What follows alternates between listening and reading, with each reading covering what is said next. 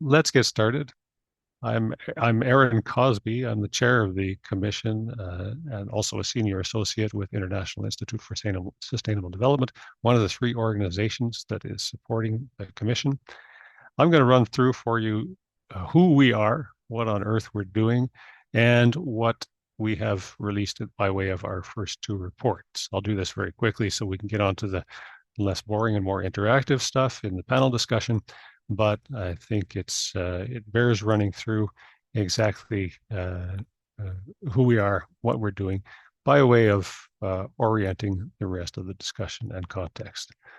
So to do that, I'm going to rely on the crutch of a PowerPoint presentation, the Commission and our findings. This is the introduction then to our work. So who are we? The Commission on Carbon Competitiveness consists of 11 members serving in their individual capacities. Each of these members wears a number of different hats. And those of you that are familiar with this policy space will recognize them as experts drawn from a variety of policy backgrounds: environmental economics, climate policy within Canada and internationally, industrial policy, industrial technology, sustainable investment, trade law. We deliberately have chosen a variety of backgrounds for the commissioners who are then able to pronounce on this set of issues, which is by nature multidisciplinary. The commission is supported by a secretariat, which is housed at the International Institute for Sustainable Development, with research and outreach capacity also being contributed by Clean Prosperity and the Canadian Climate Institute. And so together those three institutes amount to the support structure which underlies the efforts of the commissioners. That said, all of the reports that you're about to hear about are the product of those commissioners. They are the authors of the final product. And I'd be remiss if I didn't announce and thank the Trottier Family Foundation for its support of the commission, as well as the Chisholm Thompson Family Foundation for its additional support. The commission is also supported by a strategic advisory council of eminent personalities. If you go to the C3 website, you can see that list of folks and their impressive bios in some detail. So I'm going to talk a little bit now about the two reports that we're releasing and launching at this time. They are live also on the C3 website. First, I want to give some context for our work. We're talking about a Commission on Carbon Competitiveness. It behooves me to define carbon competitiveness at the outset. As we see it, carbon competitiveness amounts to the achievement of four interrelated objectives. The first is to decarbonize Canadian industry, and most specifically, those energy-intensive, trade-exposed sector, iron and steel, and fertilizers, from whom you will be hearing later in this session. Second, in the process, to avoid carbon leakage, and that is a shifting of emissions from Canada to other jurisdictions in response to Canadian climate policy based on lower costs of carbon elsewhere. And third, attracting low carbon investment across the economy. And finally, fostering the development of green sectors with high growth potential. So the first couple of objectives speak very much to the legacy sectors within Canada, and those last two speak more specifically to new and upcoming sectors that will be the focus of prosperity in Canada in the green markets of the future. As a starting point, our position is that the status quo is not a viable option. And in the context of this work, that means that decarbonization in these sectors, the legacy sectors, for example, is not optional, but is actually necessary in a world where we are increasingly seeing a concern for the embodied carbon in traded goods, where investors increasingly care about the carbon footprint of the enterprises in which they invest.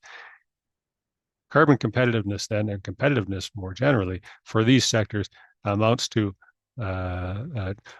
maintaining their positions as low carbon producers in those economies of the future. So that's not just a matter of Canada achieving its climate goals, which is extremely important, but it is also a strictly matter of maintaining competitiveness of the sectors involved. So this is our starting point outlook. With that starting point, I'm going to do the grave injustice to our first paper of summarizing it in one slide, with the caveat that this is a rich set of material that I encourage you to read, or at least read the executive summaries. They are available online. The first report surveys the Canadian industrial sector and tries to identify those sectors which are at most risk of carbon leakage as a result of Canadian climate policies. It comes up with 9 sectors which we identify at the most risk. Of course, there is no single measurement of carbon leakage vulnerability, so we take a scattershot approach, which includes considering historical economic performance, the GDP impacts of climate policy modeled out to 2030, the significance of climate policy costs in terms of sales and profits in these sectors in 2 scenarios, both the announced policies and legislative policies, and the differences in terms of impact of these sectors. To what extent these sectors are selling into markets which already have carbon pricing, which may reduce the risk of leakage, and a qualitative scan of the sectors and their unique characteristics. When we roll all of those factors together, we come out with a stoplight or traffic light set of ratings, green, red, and yellow, with the most at-risk sectors being pulp and paper, basic chemicals, nitrogenous fertilizers, with cement being honorably mentioned at medium risk, and with conventional production of oil and gas, petroleum refining, non-conventional oil extraction, and aluminum being in the sectors at least risk. Now, let me be clear, all of these sectors are at risk, but we have rated them as some at greater risk and others. And one of the key results of this report was to find that there are very different levels of vulnerability across these sectors, even though they are all vulnerable. And therefore, we need policies to deal with that vulnerability that are differentiated by sector. That's a nice segue into our next report, which thinks about what policies could be used to address the leakage risk. And we, in this report, very broadly examine 3 types of policies. One is the status quo, the performance benchmarks, which are already built into Canada's large emitter trading systems. At the federal level, that's the output-based pricing system, and we have the various provincial regimes along the same lines, such as Alberta's tier system. The second option we look at is border carbon adjustment, and I'll describe in a little more detail what that means, as well as the product emissions intensity standards when I come to unpack this report. But this report basically starts where the first report left off. It identified vulnerabilities, and this second report thinks about how you deal with those vulnerabilities. Our starting point, or not the starting point, but the basis for the set of policy options we recommend in this second report ends up being large emitter trading system, the existing system for carbon pricing industrial emissions within Canada. This we find to be the most efficient starting point, easily the most low cost and efficient way to incentivize emissions reductions within these sectors. The alternatives by way of subsidies, for example, are too expensive in terms of the public purse, or have the drawback of being expensive in terms of their fiscal impact. Regulations impose a higher cost on industry as an alternative. So if we're thinking about tools for achieving decarbonization, LETS is the foundation of our policy package and will be complemented by other tools, but LETS are the foundation. We note that they're working. However, they need to, and we comment to some extent on how this might be, they need to be strengthened in certain ways to make them more efficient, but they are working, and they're the basis for the policy package. But then, to come to the meat of this paper, what about the prevention of carbon leakage as we employ the carbon price? As I said, we have 3 tools for preventing carbon leakage, and this paper takes a little bit of a dive into the strengths and weaknesses of those various tools, as well as a dive into each of the individual sectors we identify at greatest risk. And remember, that's iron and steel, it's basic chemicals, it's nitrogenous fertilizers, and it's pulp and paper. As a result of those analyses, we come out with specific policy recommendations for each sector, but also recommendations with respect to the employment of these 3 tools. So let me quickly run through what we say about these tools. The status quo, that is the performance benchmarks within LETS. This is, in the context of the OBPS, this works such that below the standard for each sector, there is no liability for carbon emissions. and those emissions are only paid for above that standard. And that standard is set for most sectors, around the average emissions intensity within that sector. This keeps the average cost of carbon low while maintaining a high marginal price of carbon at the benchmark rate. That means that there's still incentives at the margin to improve production.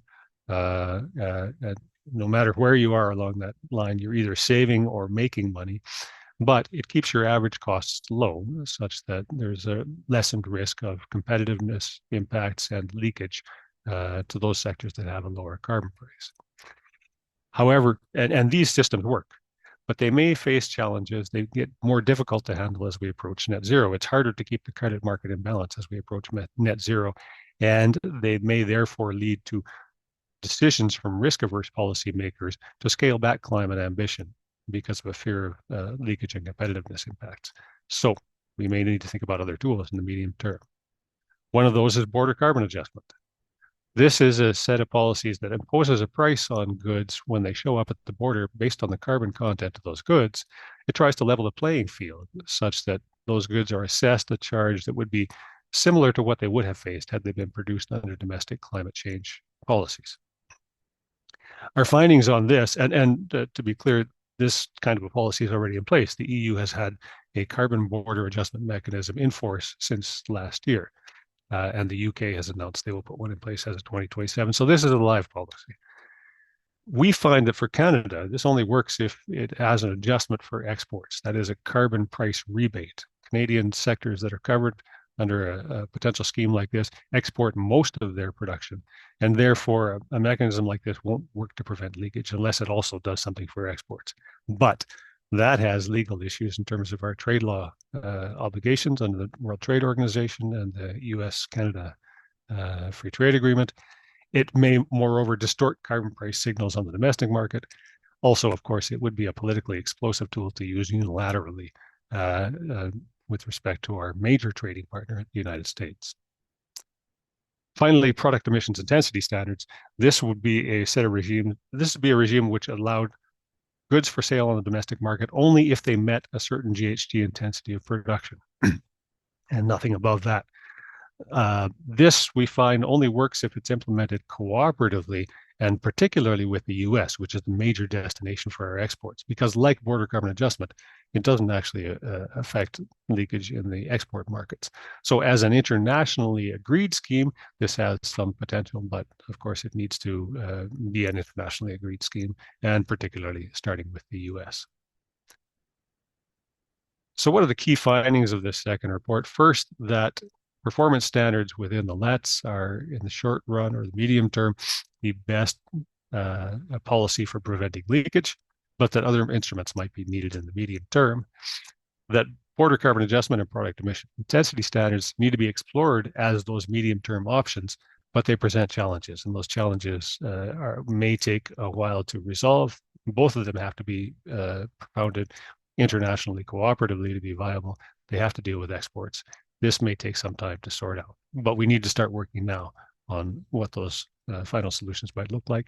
And of course, for any medium-term scenario, cooperation with the market with whom 70% of our trade is involved is probably essential, at least over the medium term. Again, underscoring the urgency with which we have to start that effort. This report ends up with a set of 4 recommendations. The first is that the federal government work in partnership with provinces to make sure that the adjustment of the performance standards within LETs is it helps the most high at risk sectors deal with competitiveness problems and risk of leakage. So keep those performance standards relatively generous for those high risk sectors. And the general recommendations is that there should be a differentiated approach from sector to sector. Those sectors at highest risk should receive a more generous treatment under those performance standards than those sectors which are at less risk. And of course, there is a need for complementary policies to make sure that those carbon markets are strong and kept in balance. Second, to create a high-level task force on carbon competitiveness with a focus primarily on working with the United States in this respect, but also on helping to identify, and this is the third recommendation, a sector-by-sector decarbonization roadmap for the most at-risk sectors within Canada that would include, to be clear, not just policies that would prevent leakage, that's the subject of these two reports, but also those broader policies which will help ensure carbon competitiveness going forward. And that may be subsidies for the adoption of uncertain technologies. It may be government procurement methods or standards. It may be the provision of green hydrogen and low cost, low carbon electricity. There's a whole suite of other policies which would have to go into these decarbonization roadmaps, and each would be specific to the individual sector. This would have to be a collaborative effort of government and the key stakeholders involved. And finally, Canada should use the opportunity of its G7 presidency in 2025 to help advance discussions on its interests in this space, and particularly on those ways in which international cooperation could help kickstart an approach that would look at either border carbon adjustment or emissions intensity standards as a solution to problems that Canada faces jointly with other countries within the G7, all of whom are going through the same sorts of policy considerations. Now, that's a vastly unfair summary of some really rich work, which I hope has inspired you to go read and delve into that richness. But I will leave it at that and turn over to the next segment of this presentation. And that's a far more interactive and probably more interesting set of discussions to be moderated by one of the two vice chairs of the commission, Marissa Beck. Marissa, I'll pass it over to you. Thank you, Erin. Good morning, everyone. It's a pleasure to be here. My name is Marissa Beck. I'm a vice chair of C3, as Erin mentioned, also the director of clean growth with the Canadian Climate Institute. It's my pleasure today to guide us through the more interactive part of the session.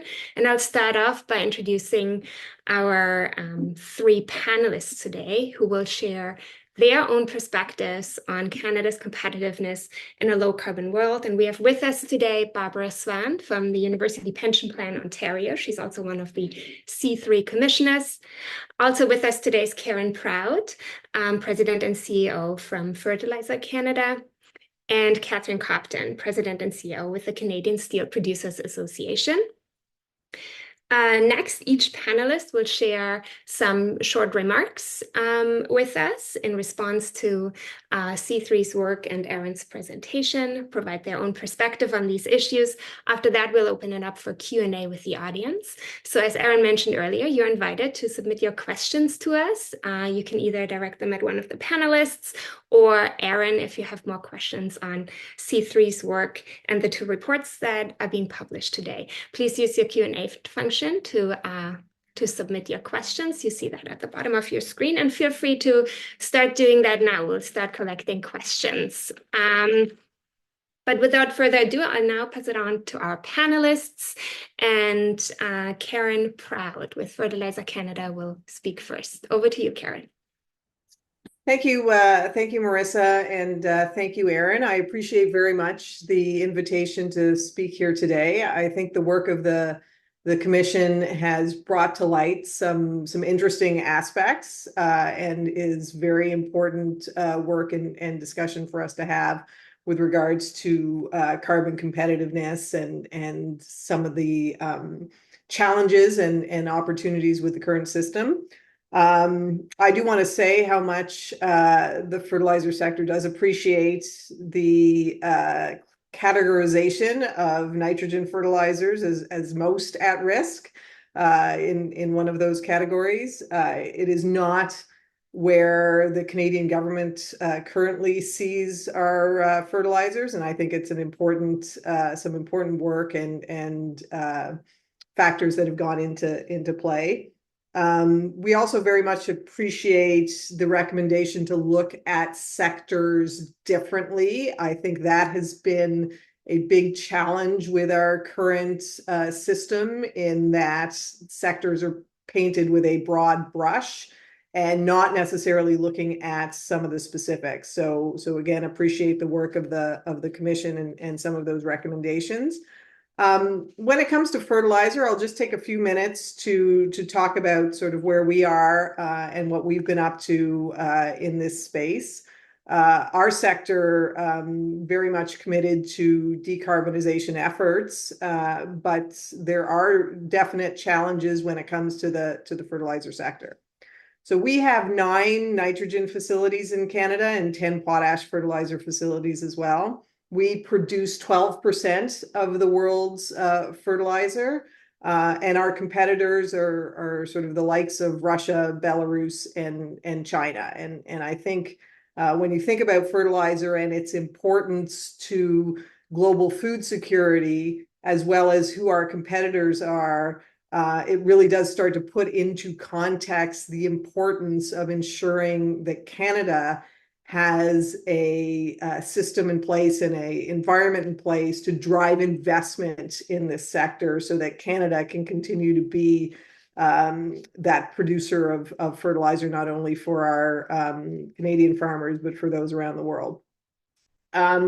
We have actually undertaken a few studies recently. We pride ourselves in our association as being very evidence-based, and we've undertaken a couple of studies looking at our GHG emissions and potential decarbonization efforts, and I'll speak very briefly about those. The first that we completed last year was with regards to just benchmarking our ammonia GHG emissions around the globe, and it the results were that Canadian ammonia is produced with 30% lower net GHG emissions intensity compared to our global competitors. So our ammonia is 31% lower than Russia and 52 to 63% lower than China. So, Canada is already in a very good place when it comes to comparisons around the world. Of course, we, as I mentioned from the top, are very much invested in looking at decarbonization efforts. I think of note is that with regards to our nitrogen facilities in Canada, they have not changed significantly in the last few decades. So the age of our current facilities for ammonia plants range between 31 and 68 years old. So these are not new facilities that we are operating in. And it's been a challenge a bit with regards to some of the government's policies and investments, which tend towards greenfield operations versus paving the way for investments in well-established facilities and operations. And I think that's where some work and some attention needs to be paid. With the specifics on decarbonization, and again, I want to thank the Commission on Carbon Competitiveness for recommending that each of the sectors undertake technology roadmaps, because that's exactly what Fertilizer Canada did last year. So with support from Natural Resources Canada, we actually undertook a robust study looking at what technologies currently will exist in the future for decarbonizing our sector, and how long would it take to implement those technologies, and at what cost. The bad news is that there's nothing in the short term really that is going to be a step change technology for our sector. Our industries have been undertaking decarbonization efforts for years, as they've been updating facilities, moving to electrifying fleets and other existing technologies. But for real step change technologies, we are at least 5 years to a decade away from implementation of technologies that would make a real difference. We looked at a number of different technologies, so a suite of sort of 5 technologies, and 3 of them sort of came to the forefront as the most promising for our sector. Again, many years away from being commercially viable, and the cost right now is prohibitive.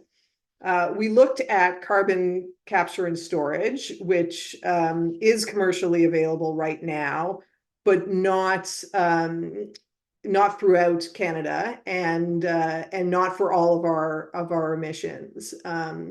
We do have facilities where carbon capture and storage is available that are making use of that, but not for just for process emissions versus combustion emissions. So again, a long way to go for that technology to be available to our facilities across Canada at a cost that is not prohibitive.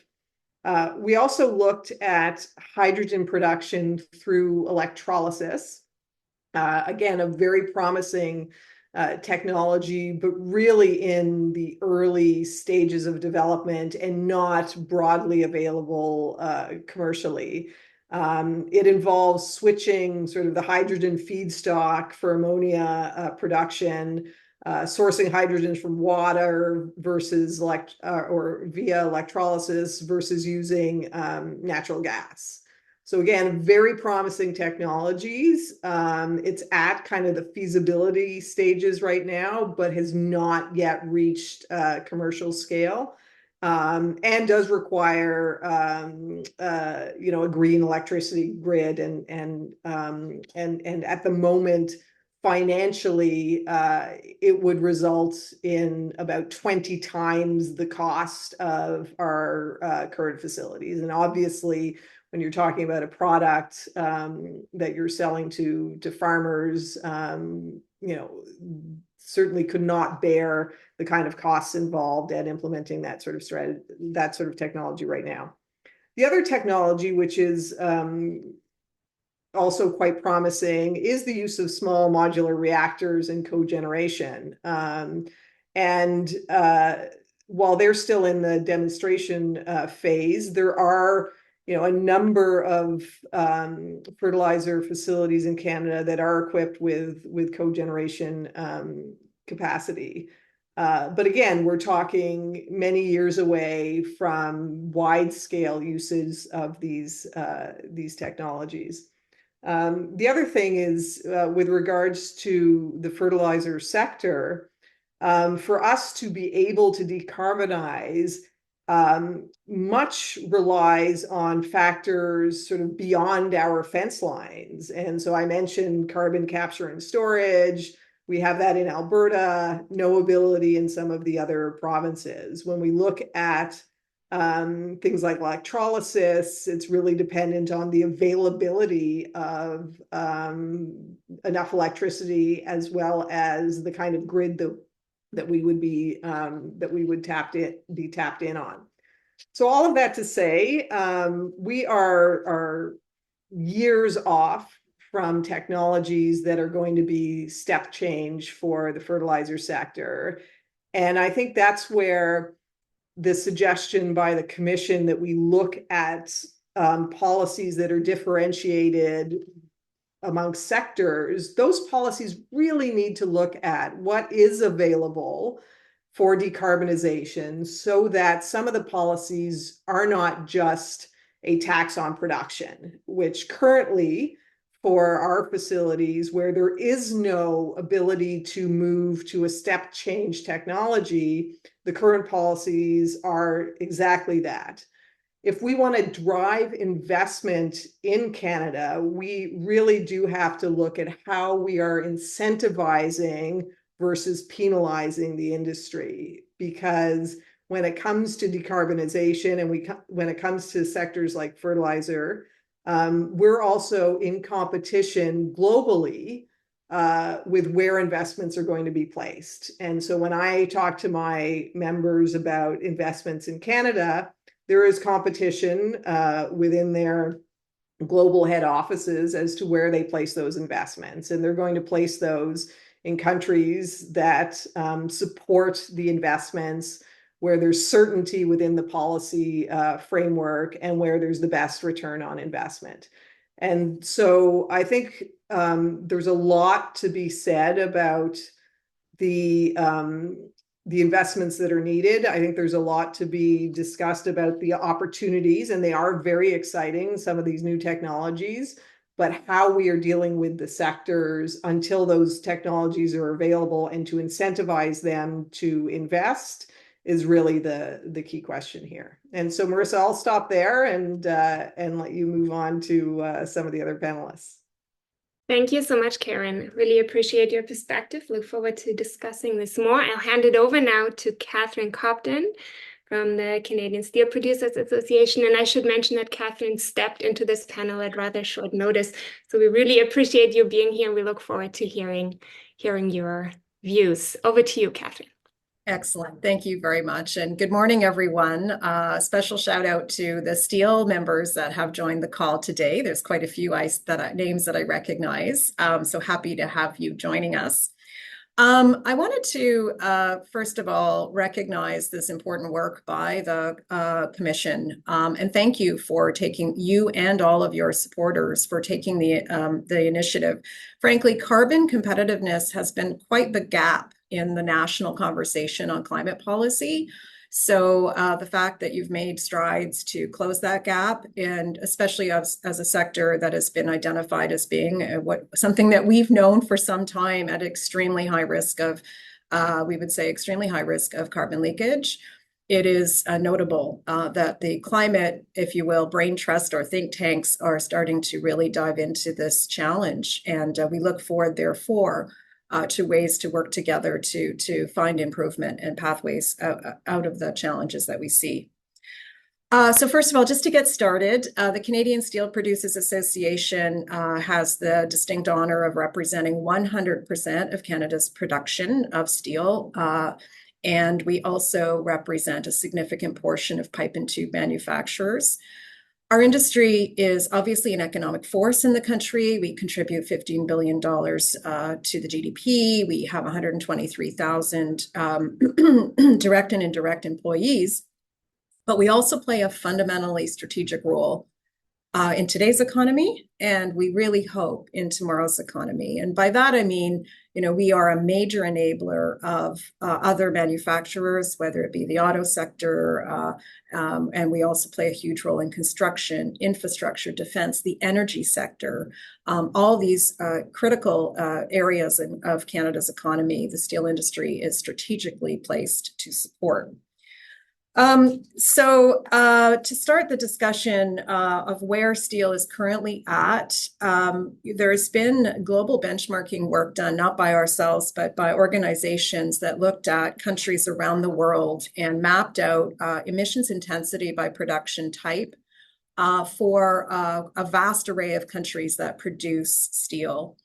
And the great news is Canada is extremely well placed on having very low emissions intensity vis-a-vis many other countries in the world. So we are second and third overall of 20 or more countries that were reviewed. And we can really see a sharp contrast between ourselves and our USMCA partners versus offshore imports, countries like China, India, and Vietnam, and many others. So that's the great news on the starting point, but I really wanted to emphasize to you all that, of course, the Canadian steel industry is not standing still on this critical issue. In 2020, we mapped out what we called our call to action for climate change for the steel sector, and that really shows the conditions we need for success, as well as the state of play of the technological developments for decarbonized steelmaking. And so fast forward to where we are today, that was, 3 or 4 years ago, we see 2 significant projects that have been announced in the Canadian steel production, in Canadian steel producers, at both Algoma and ArcelorMittal Dofasco. These projects would eliminate 6 million tons per year and would be billions of dollars of investment. And it's a shared investment between the industry, federal and provincial governments. And we also have more projects under evaluation. So just wanted to say, we've got a great starting point. We're not standing still. We're working on pursuing these really important projects. We actually see ourselves playing a fundamental role if we can overcome our barriers. We feel that we can play a fundamental role in the low carbon economy of Canada. Really, every major pathway, whether it's in our industry, outside of our industry, for decarbonization of the economy, really requires steel. So if it's EVs, there's a lot of steel in EVs. If it's battery plants, if it's solar arrays, if it's wind towers, all of these solutions and many more require steel. So it really is an opportunity that we have in the clean marketplace of the future. But we have barriers. And the report that you've outlined does a good job of showing that we really do struggle with the very practical question of whether this Canadian steel industry will actually be able to serve tomorrow's economy. So your report identifies our very high carbon competitiveness and leakage risk. We have this high carbon leakage and trade exposure due to prevalence of very high carbon imports from offshore producers in our marketplace. These producers have no carbon policies no carbon costs essentially that they're facing. And they often practice unfair trade. You just need to look to our trade remedy system to see cases against China, South Korea, Turkey, Vietnam, to name a few, but there are many others. So decarbonization is a documented goal of the Canadian sector, and we stand at a very good starting point, and we intend to go further. But we have to survive to decarbonize. We absolutely have to survive. And from a carbon perspective, we all, I suggest, should share the goal of helping the Canadian steel sector survive, because the alternatives are much higher carbon.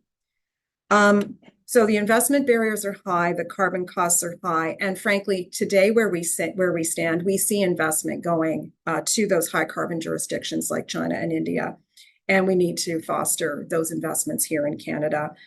So ultimately, the punchline will be we need to optimize the LETS and continue to foster partnerships with government.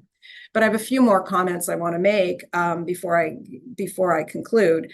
One is the steel industry, like the fertilizer industry, we also believe in doing deep dives and putting best efforts forward to understand the state of play.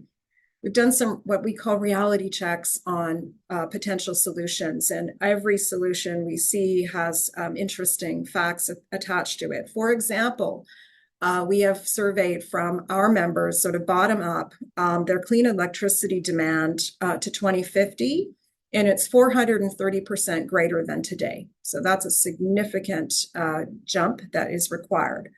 We did a very deep dive. My colleague David Bilodeau is online, a VP of Climate and Environment. He did a fantastic job of working with the membership on hydrogen. What are the realities from a cost and availability perspective of hydrogen? And we didn't find green hydrogen even within the playing field. We can't even begin to contemplate it from a cost perspective, and certainly from an availability perspective as well. Blue hydrogen, on the other hand, fairly different story. With the right incentive package and the right scale and availability, we can actually see that within reach in the future. Not imminently, but in the future for sure. Carbon capture is another major opportunity for us and need of ours at scale. And certainly we have significant challenges ahead, and Karen has already identified a few of those. A lot of steel is produced in Ontario, for example, about 75% of our production, and we don't even have a regulatory framework in place for CCS. So big gaps. And that's on some of some of those big things. We also have a very robust research program across the membership. It's a collaborative research program between government and industry on other avenues for decarbonization, but those are at even lower TRL levels. So that's going to take even longer to achieve. I wanted to touch on the question of the second report talks about carbon tariffs and standards. I guess we want to make the point as the association that carbon tariffs, as carbon standards, and market demand generators are all needed to support our sector. But we don't believe that those policies will actually offset the current exposure we're facing under the carbon pricing situation. But on these issues, the details of the regimes will really matter, and the report starts to lay out some of those. But for example, a CBAM in the format as designed by the EU would not work for the Canadian steel sector. We really need to prepare a carbon tariff program in lockstep with the United States, and that's very much aligned with the views of the Commission. On standards, there's been an explosion of developments across the steel sector, but unfortunately, there's no sign of convergence, no sign of agreement on how standards will sort of roll out effectively globally. So I think we're a long way away from being standards, seeing a sort of a global standard, if you will, in steel. Market demand generators, I don't think this topic was deeply explored in the work to date, but perhaps it can be. But it should form part of the comprehensive climate policy package. Our trading partners are going there, and I think Canada needs to consider that as well. And of course, by that I mean by clean programs, reciprocal procurement efforts, that sort of thing.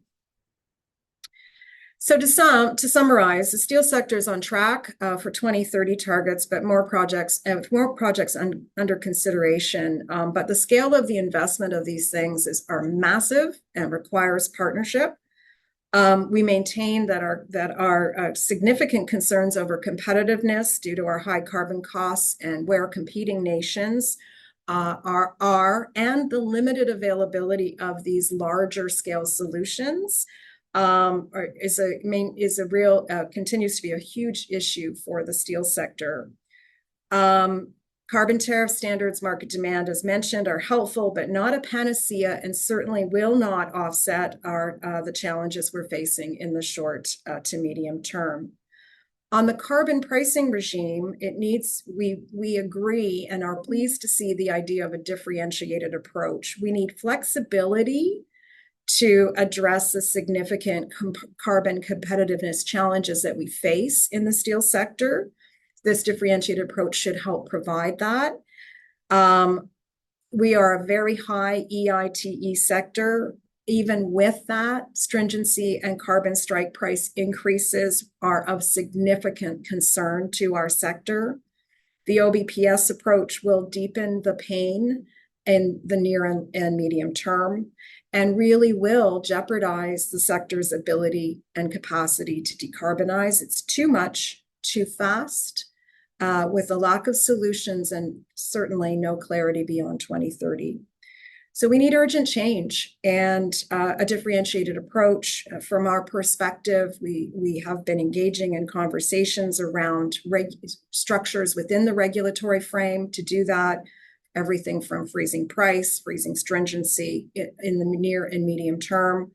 And frankly, these are things that are absolutely fundamental in order for us to survive, to thrive in a decarbonizing world. And I really, with that, want to thank the Commission again for the work and look forward to the discussion. Thanks, Marissa.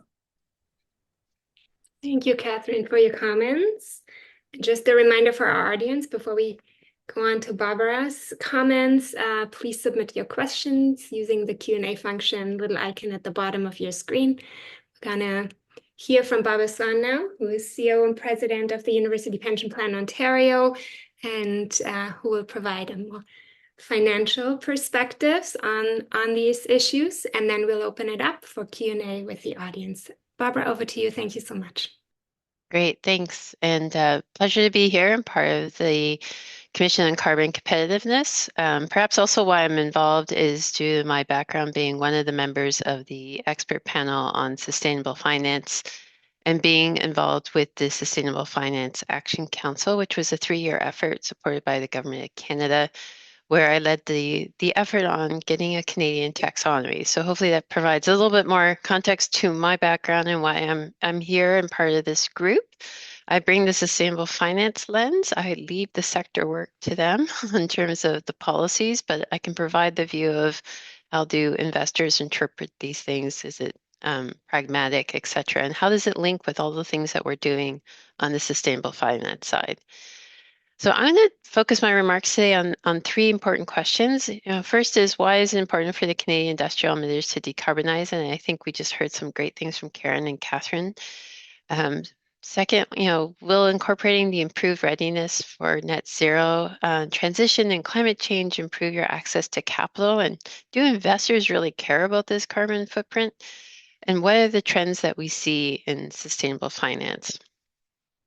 So why do we believe as investors is really important for the Canadian industrial emitters to decarbonize? And really, we look at market competitiveness, which I think Karen and Catherine talked a great deal about, as well as the line on direction of the policy environment.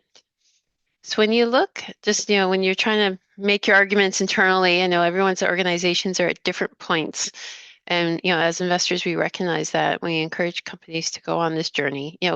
Countries today representing more than 70% of the global GDP have committed to reach net zero emissions.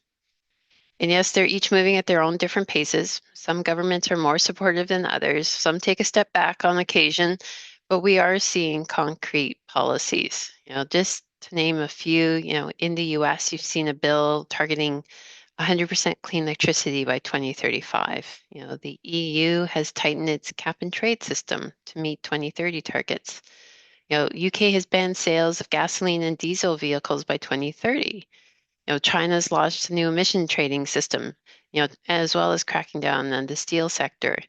So these are concrete things and just a few things from big economies around the world, but you're seeing it across the board. So back to, if you're trying to, depending on where you are from an organization at different stages, this we are seeing concrete policies. Are they enough? I would say the investors would probably say no. And that's why you're seeing investors work more and more together, and why one of the reasons why the Sustainable Finance Action Council, which was 25 of the, I would say 20 plus of the largest financial institutions and maybe 5 in different niche areas, come together to help build out those policies, at least on the sustainable finance side, because we all believe governments need to be doing more, including the Canadian government.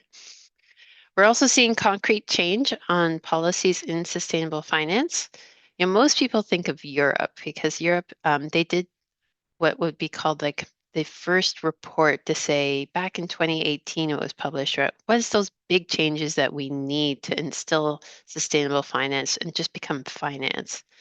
And they've made great headway in many areas, mainly taxonomies and disclosure, which I'll talk about in a sec. The US recently with the Inflation Reduction Act has taken a slightly different approach. And so, Mail talk, 2 key foundations, and then all sustainable finance policies build off of is disclosure and taxonomy. So let's take taxonomies for a second. What are they? So, you've heard Karen and Catherine talk about what are those things that they need to do to transition. And as investors, it's really hard. Like there is a knowledge gap between what is actually feasible, what is scalable. And think about we're global investors in Canada versus the US versus other parts of the world. So taxonomies are these transition tools. They all work together, but they're specific to the region. So one of the key things, they're all aligned to 1.5 degree future.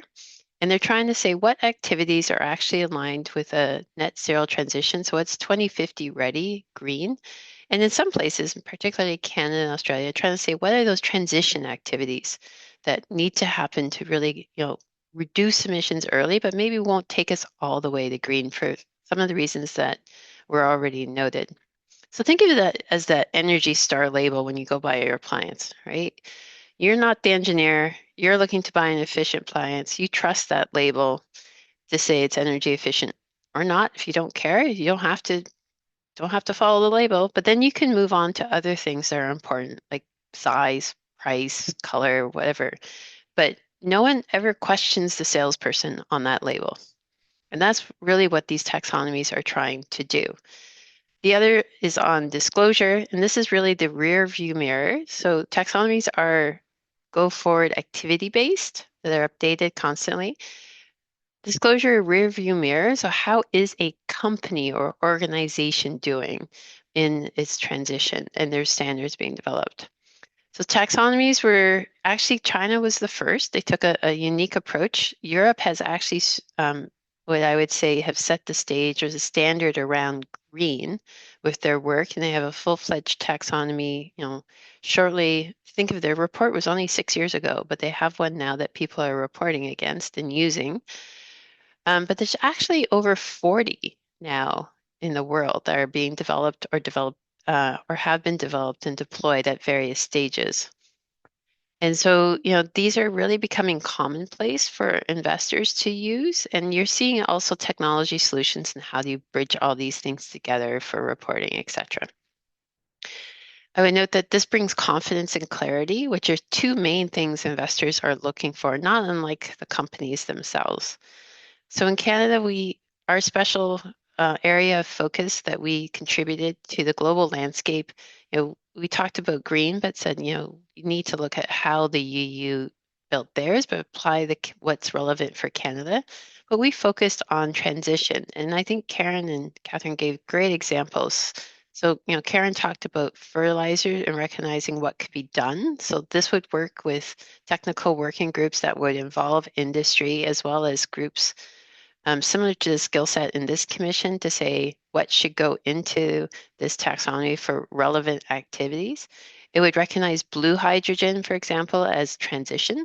So acknowledging it may not be green, but an important step in terms of the path forward and feasible. Other areas actually, when you look around the world, like Mexico, Colombia, Malaysia, they've incorporated things like social factors because that's what's important for them, or circular economy because that's what's important for them. So a lot of innovation in this space, but it's becoming a core element of the sustainable finance deployment. In terms of disclosure, the main thing is what we call the International Sustainability Standards Board. So this is sponsored under IFRS, which people should know from the accounting world of International Accounting Standards Board. It applies to over 160 jurisdictions in the world. It announced the creation of the International Sustainability Standards Board a couple years ago, but it didn't start from a blank page. It actually had quite the running start because it leveraged work from two investor-led or supported initiatives. One being Sustainable Accounting Standards Board, which I was very much involved with, which led to, I would say, more general ESG metrics by industry. So they had 77 sectors that they worked on. And TCFD, which is the Task Force for Climate-Related Financial Disclosure, which was led by the central banks, as well as significantly supported by investors focusing on climate. So they took these are all based on financial materiality. So what is actually impactful for a company, what investors thought, but also what investors thought boards and management teams should be looking at. And so this is why we're very much promoting disclosure, because it's not just for us, it's for the companies themselves, and we think it's material. ISSB rebranded it to a very exciting S1 for SASB and an S2 for TCFD.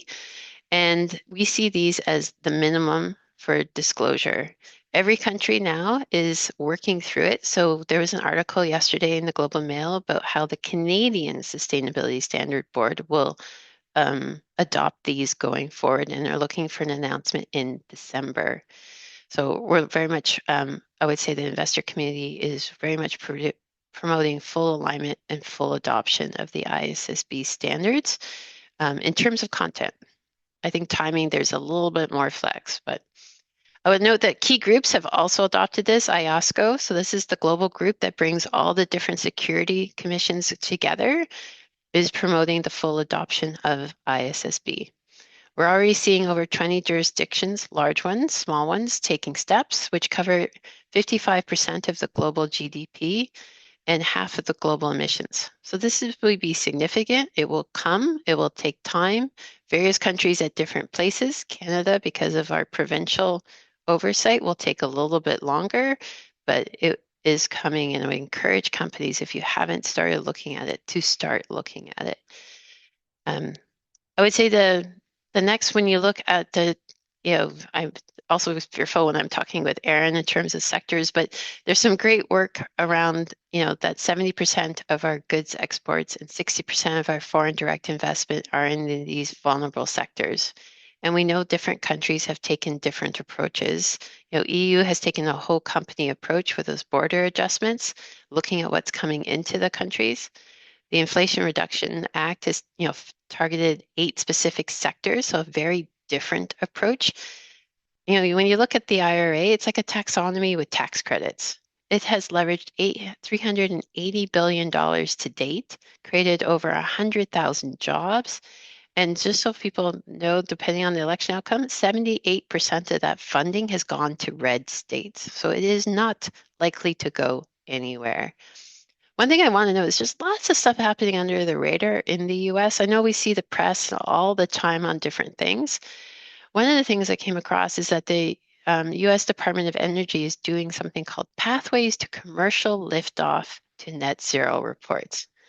I love their branding. Like, so let's stop the decarbonization strategies and talk about pathways to commercial liftoff to net zero. And they're focused on those 8 core sectors, and just what Catherine and Karen said, how do these sectors will evolve? What's the roadmap? What's the technologies in these? I would also note that they have, the US government has a proposed rule around procurement. We're hoping to see that come through. So if you provide more than $7.5 million goods and services in the US, if this rule goes through, you have to provide your scope 1 and 2 emissions reporting to the US government.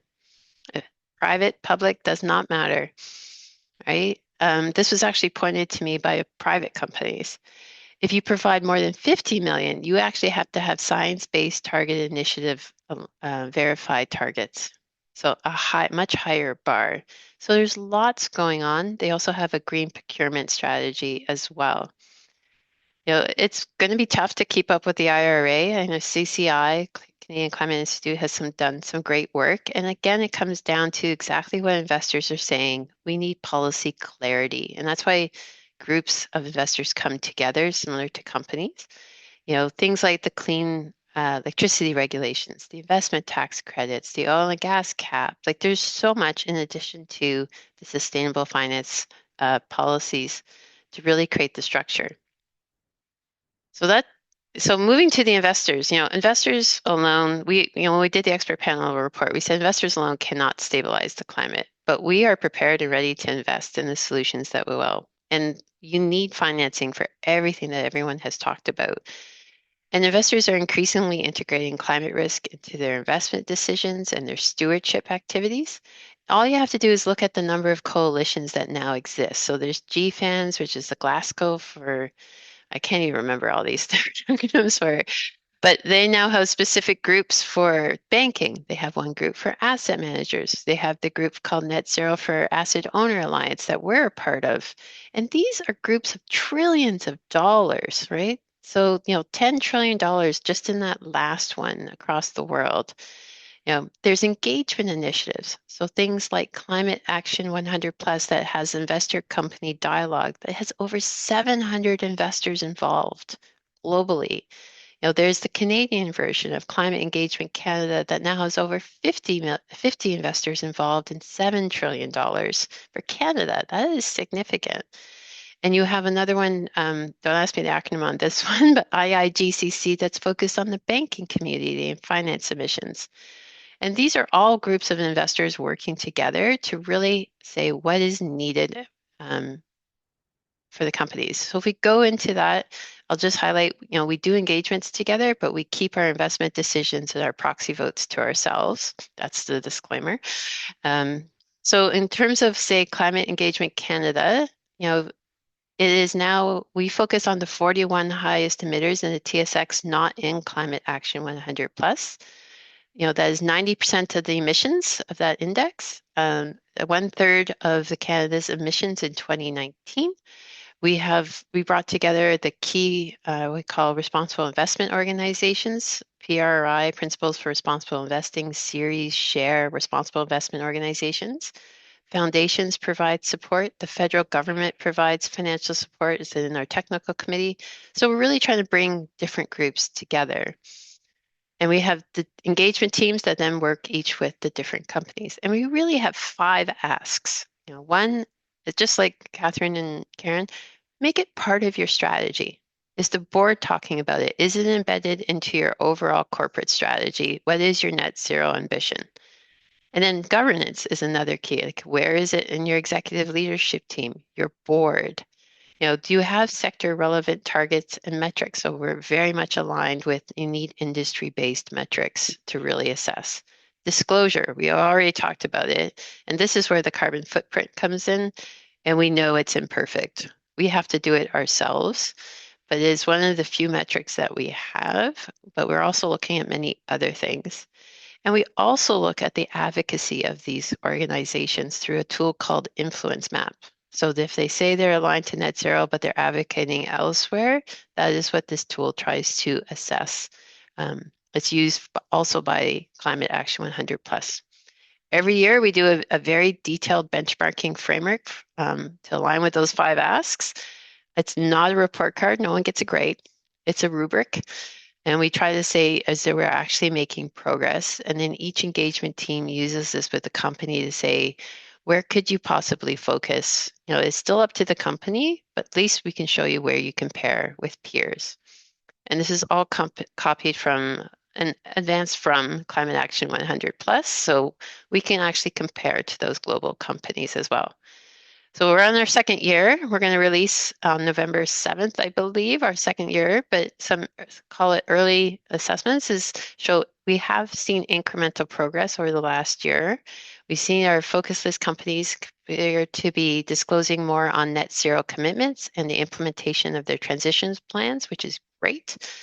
However, we're seeing also maybe not as much in terms of actual emission reduction targets, which is probably many of the reasons why Catherine and Karen noted some of the challenges that they have, and also the inclusion of just transition. So how does it impact the workforce is very, this is a global observation, not just Canada. So it needs further attention and guidance. We've also seen a notable increase in transparency in their public policy advocacy, so it's fantastic. And if you're strongly value engagement as an organization, please check out our website at climateengagement.ca. I would note that Canada is the first country that actually organized a national-based engagement program in climate, and we're starting to see other countries copy it. It was a recommendation from the expert panel, and another great example out there is China has started one on their utilities. So we talked a lot about taxonomies and disclosure, key trends. We need these because the ultimate thing that we would like to see from these companies are credible transition plans, right? So these are the tools that lead to that credible transition plan. You're going to see more and more of this, I think, from the investor community, as well as the foundation community of what constitutes credible transition plans. You've already seen it from the UN, the group that Catherine McKenna led. You'll see more requirements to say how's your CapEx aligned to your transition, and that's one reason why we want to put a taxonomy in place that's relevant for Canada. I'd also say that in sustainable finance, key trends that, the conversations are really maturing. Like I've been working on climate change since 2008, and you're seeing them move to blended finance type things, which includes ideas like procurement and government procurement to help industry bring down the cost of the technology over time. You're seeing a broader suite of topics being integrated, like water, nature, biodiversity loss, social connections to climate change.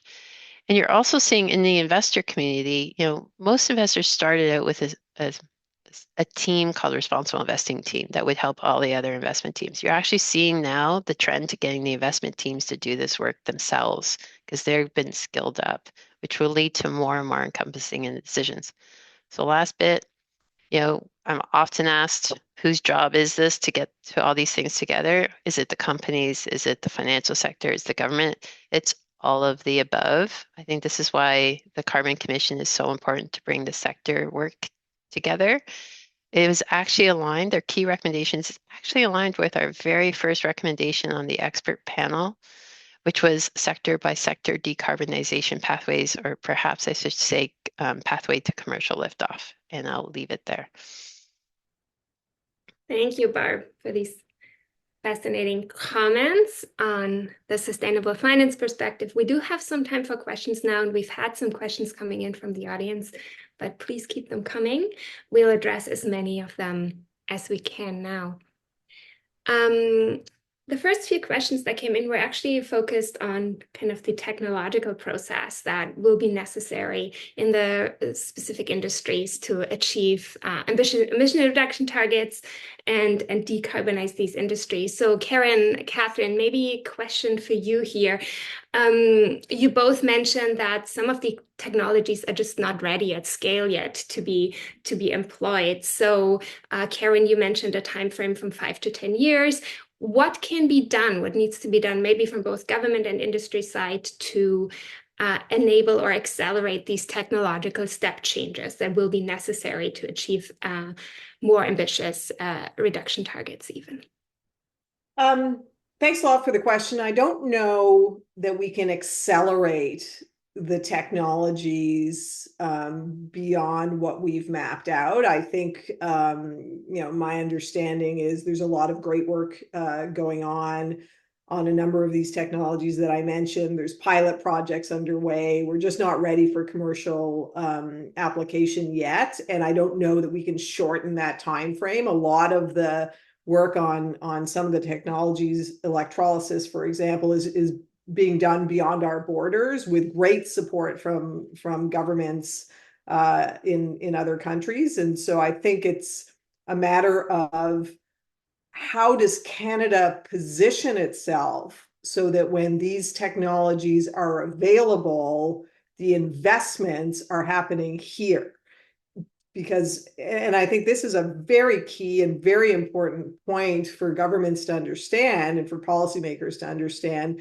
Just because technologies may be available and may be available at a commercial scale does not mean that the companies are going to invest here in Canada for those technologies to be implemented. And that's the real question, is how do we set the table so that when we do have technology available in 5 years, in 10 years, in 20 years, that the investments and the upscaling happens here in Canada and does not go elsewhere. Because right now, when we see some of these new and innovative projects being announced and launched, they're not being done here in Canada. And so how do we change the math for that ROI to make sense for those investments to come here? Catherine, do you want to add something? Yeah, I think there is, I take the point that Karen's making on acceleration, but I do feel that it's really important for Canada to foster collaborations with its industry on the innovation ecosystem to make sure we're continuing to work on technological advancements together. I mentioned that we have this in existence in the steel sector, but of course it could always be better funded and better supported. But anyway, my main point is I think we do have a role to play in ensuring we're contributing to the international field of development. Decarbonizing steel is highly complex, and we need as many of these sorts of innovation spaces going on as possible. I would also say let's not lose sight of the role of big broad solutions that are not limited to individual sectors and what we can be doing to foster better cost structures, et cetera. So again, here I'm speaking to hydrogen work. I explained that in our studies, we don't see a world with green hydrogen being affordable anytime soon. And are we going to try to tackle that with policy or research or further technological support? I'm not sure in this case it's a technology point, but it might be, And then finally, I really agree with Karen's point that we need to put our best foot forward on investment attraction. And some of that's linked to technology and capability, but most of that is linked to policy. Thanks. Thank you. Erin, would you like to respond to that from a C3 perspective? No, I think just to underline what both speakers have said, some of the key ingredients for decarbonization in these two sectors and other sectors we've looked at lie beyond their direct control. So this is really a broad challenge for Canadian policy. Can we create a assurance that there's going to be enough green hydrogen and enough low carbon electricity available in these sectors such that they can invest knowing that will be there in the future? That's the only way their actual emissions are going to come down. So again, a challenge for Canadian policy more broadly in these spaces. Great, thank you. And maybe specifically on green hydrogen, everyone has mentioned it now. There was a question coming in on specifically efforts by the provincial government in BC to really move the needle on green hydrogen and make it more available to industry at scale. And I don't know, Catherine or Karen, if you can respond specifically to that, but we can also broaden out the language a little bit in terms of what policies governments can really help here, make green hydrogen a more viable and scalable option.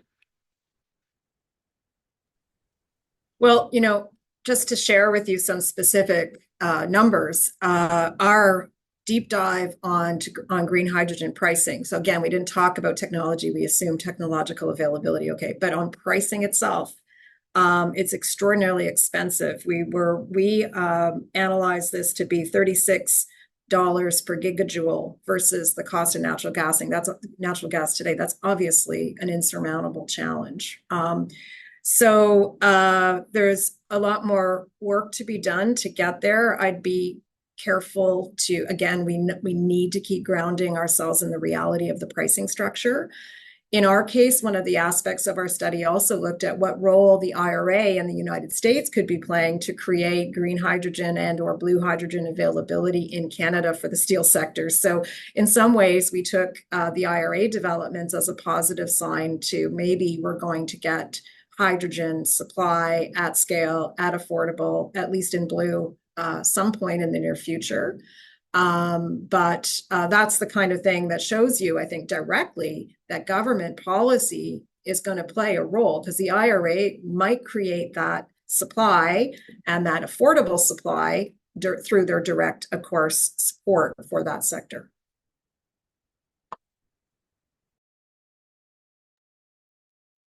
Great. Thank you for those comments.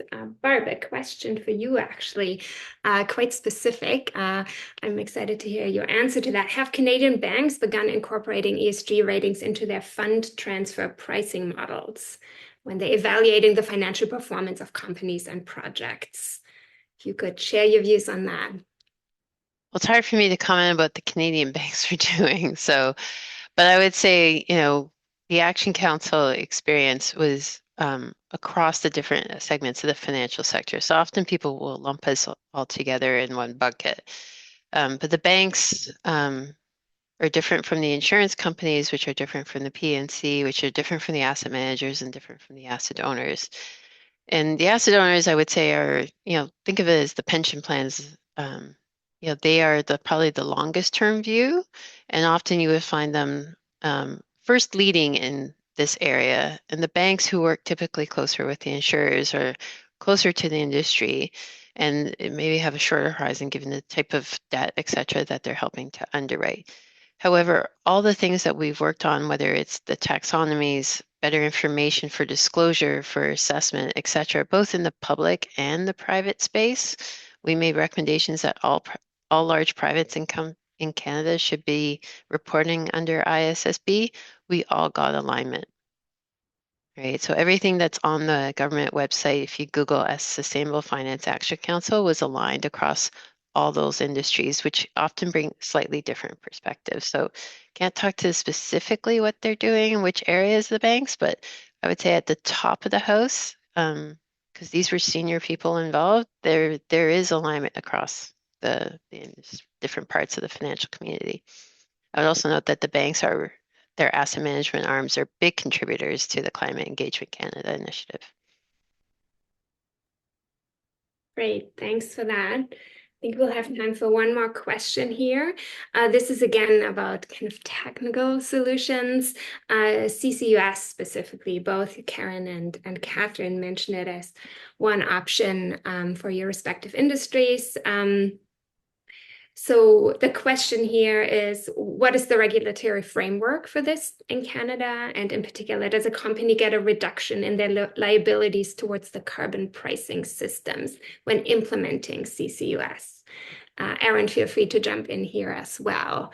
Who would like to take a first stab at this question?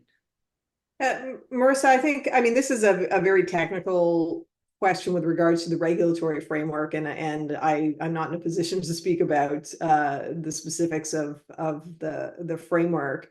But it is certainly a mechanism, and at least one of our members is tapping into the trunk line in Alberta and is able to take advantage of carbon capture and storage for some of their emissions, which clearly offsets the price, because the price of carbon is based on what is emitting, and if you're able to capture and use and store that carbon, you're not having to pay the price on that carbon. So it is as I mentioned at the very beginning, a very promising technology. We just don't have the infrastructure in the rest of Canada, really outside of Alberta, or the frameworks in the rest of the country outside of Alberta to be able to utilize that technology. And it speaks to something that was said earlier, that a lot of these promising technologies and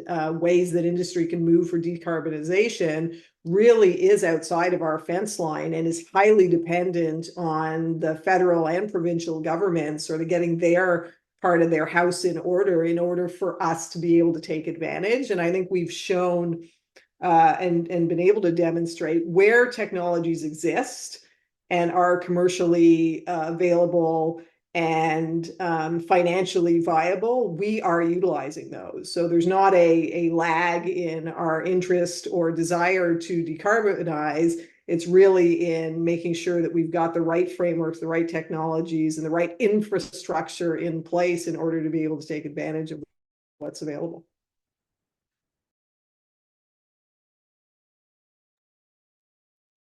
Great. Thanks for that. We might have time for one more quick question. There's another one just came in actually on Catherine, one of your comments you made about the IRA possibly providing affordable green or blue hydrogen supply for Canada. And so the question is around how that could actually work, how could it be transported, what would need to happen to enable that. I maybe broaden up that question a little bit. The IRA, of course, has been mentioned as a big game changer when we're talking about Canadian competitiveness and low carbon transition, and often perceived as a risk to Canada, here now mentioned as a potential benefit. If you wanted to share just a couple of quick comments how the IRA has maybe changed views for your industry or the competitive situation for your specific industries, and Barb, for you as well in terms of financial sector. We'll have to be a little quick, so I'm asking for brief comments, but who wants to share some perspectives on that? I'm happy to get started. I'll just say Sure. quickly that we really look to the IRA with some envy. We see improvements that are being realized by the domestic steel industry in the United States as a result of the IRA. We also, though, to your point, see it not only as a we wish we were able to sort of see that same thing in Canada, but also potentially it could release some solutions technologically and at the sort of meta level, like green hydrogen or blue hydrogen, that sort of thing. And, I think those of us that have worked in climate for a long, long time understand and appreciate when the US got serious about it, they got very serious, and that might create some good upside for the overall global race to address climate change. But anyway, so I will say, but there's a long way to go from blue hydrogen being produced at an affordable scale in, parts of the United States and getting it to steel plants in Canada. So there's an awful lot that would have to be put in place with respect to infrastructure and that sort of thing. Yeah, I'll just say from an IRA perspective, in terms of the opportunities coming through our managers and the ability for the funds, both for the funds and as well as for us to co-invest, you've definitely seen a huge uptick since the IRA. So it definitely is attracting not just like US dollars, but foreign dollars from different GPs from all around the world. On the flip side, in Canada, when we had the announcements of Alberta about not renewables or stay or whatever, those opportunities that were on their pipelines went away.